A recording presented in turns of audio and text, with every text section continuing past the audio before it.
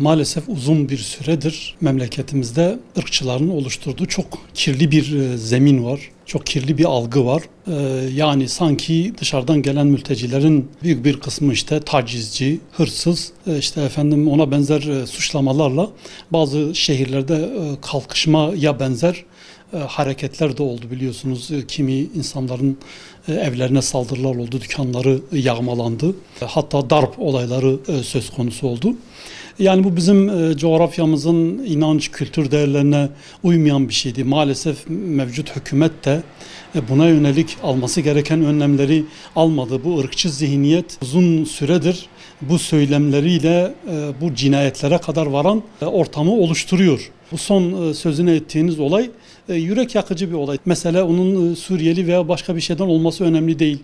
15 yaşında bir çocuk oyun parkında oyun oynamak için gitmiş. Böyle ırkçı, böyle vahşi bir saldırının muhatabı olmuş, buna maruz kalmış. Bunu yapan insanların tabii herhangi bir insani, ahlaki değer taşıdığını elbette ki düşünmüyoruz. Bu maalesef bu kirli, ırkçı, faşist ortam, bu ismini zikretmeye bile değmeyecek kimi siyasi parti holiganlarının yaptığı açıklamalar, bu işi yapan belki Allah bilir onlar da aynı yaşlarda çocuklardır. Bunları böyle bir kirli bir suç ortamına itmiş, böyle bir kirli bir işe, bir cinayete, ki bu onların da hafızasından silinmeyecek, ömür boyunca silinmeyecek bir olay, bir cinayete kadar bu işi maalesef götürmüş.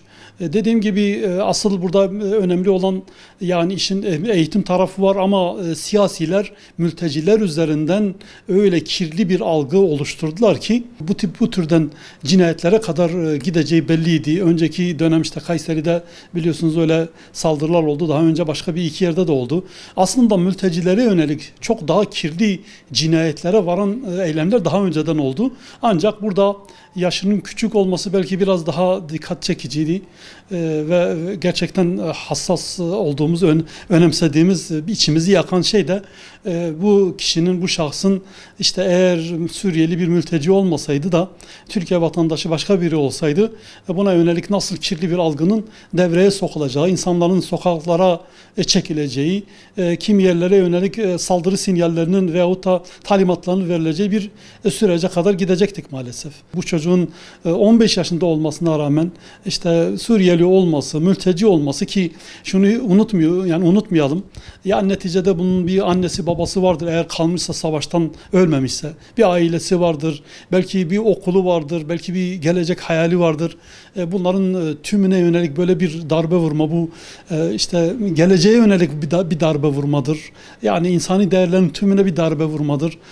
Buna yönelik hükümetin de adımlar atması gerekiyor ama maalesef gerek işte sistem içerisinde, yani kollukta da olsun, diğer kimi yerlerde de olsun, buna maalesef artık işi bu noktaya kadar geldi. Sanki buna göz yumulması olayı da var. İşte son dönemde duyuyoruz mültecilerin geri gönderilme merkezlerine sebepsiz bir yere götürüldüğüne dair, ki suç oranlarına baktığımız zaman da aslında mültecilerdeki suç oranları ile normal Türk vatandaşlarının arasındaki suç oranları arasında da çok ciddi fark var. Yani mültecilerde çok daha düşük ama sanki bütün kirliliğin, hırsızlığın sebebi onlarmış gibi bir algı oluşturuluyor ve bir şeyden haberdar olmayan çocuklar cinayete kadar sürükleniyor maalesef. Yani maalesef medyada böyle bir olay gözükmedi. Yani tabii ki ya burada söyleyebileceğimiz şey, yani eğer gazeteciyseniz, eğer bir haberin peşinden gidiyorsanız ahlaki değerlerinizi muhafaza edin, insanlığınızı muhafaza edin, insan olduğunuzu unutmayın.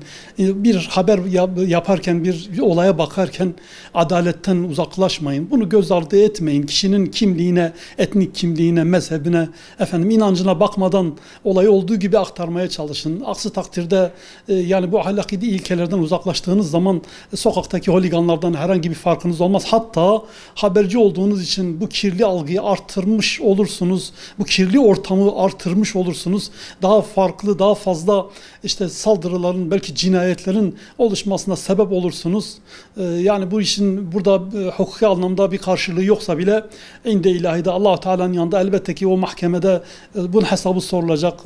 Bu masumların öldürülme sebebi içerisinde, haksızlığa uğratılma sebebi içerisinde, dükkanların yağmalanması olayında sizin en ufak bir katkınız var da bunun hesabını vereceksiniz. Herkes verecek. Kimse bunu unutmasın.